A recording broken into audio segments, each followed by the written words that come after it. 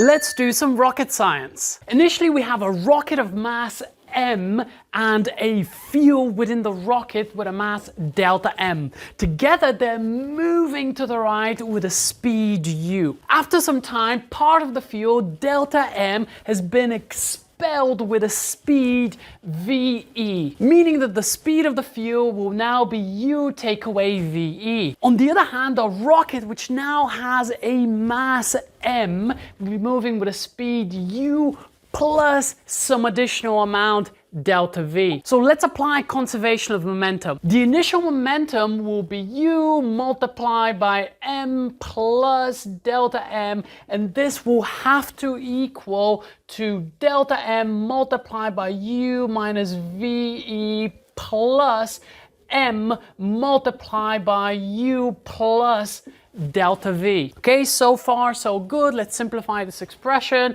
What we're going to get is um plus u delta m, and this will be equal to delta m u take away delta m ve plus mu plus m delta v. Now we can do some cancellations. So um and will cancel out. We also have u delta m, which is the same as this expression. We only have those two left, so we can just write that delta m ve will be equal to m delta v. And now let's apply calculus. Let's consider an infinitesimal amount of mass of field that has been expelled. We're just going to call that dm, and that has led to a very small increase in speed, which we're going to say is dv. So this here will be equal to m multiplied by dv. I'm going to make one more assumption, and that is that the mass is decreasing with time, so the change of speed is negative,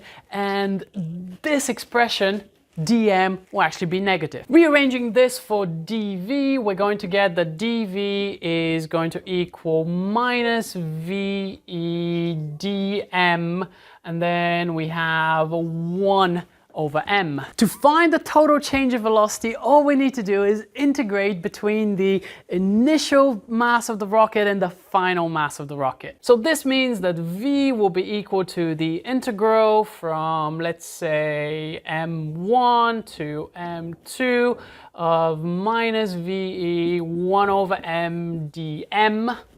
This here is the exhaust speed, which we can assume to be constant, so we can take it outside of the integral sign. We're going to find that the total change in the speed in the rocket will be equal to minus ve, and then we'd simply have the integral from m1 to m2 of 1 over m dm, which is going to equal to minus ve, and this integral is simply the natural logarithm, so minus ve ln of m, and this has been evaluated from m1 to m2. This will of course then equal minus ve ln of m2 take away ln of m1.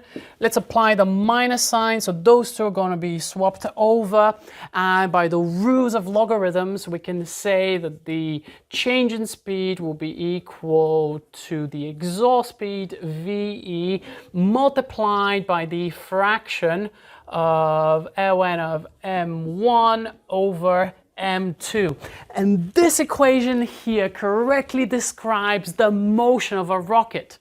It's not really rocket science, is it? Oh wait, no. If you enjoy engineering and physics problems, you absolutely need to have a look at this moment of inertia video, which you will do at university. So check this video out just over here.